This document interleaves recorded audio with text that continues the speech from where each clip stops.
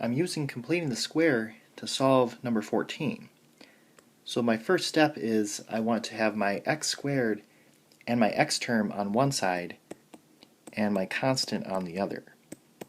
So I'm going to add 8x to both sides and get x squared plus 8x and then a space is equal to 5.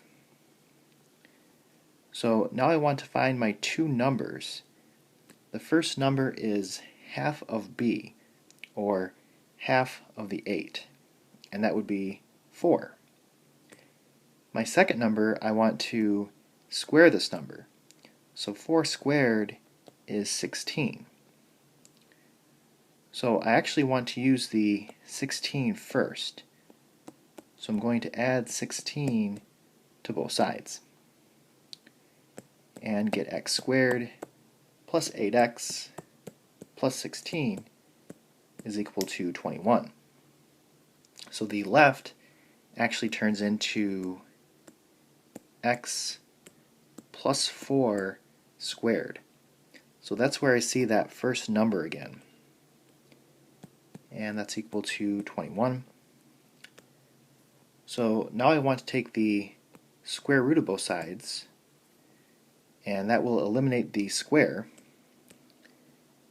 So I have x plus 4 is equal to plus or minus the square root of 21.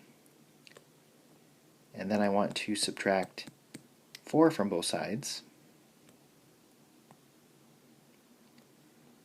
And that will be x is equal to negative 4 plus or minus square root of 21. So that will be my answer. If you want to separate it into negative 4 plus square root of 21 and negative 4 minus square root of 21, you can. So these are my two answers.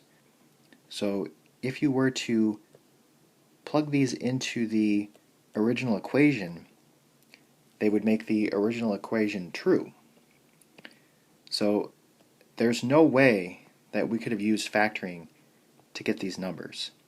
This is really why we have to use completing the square.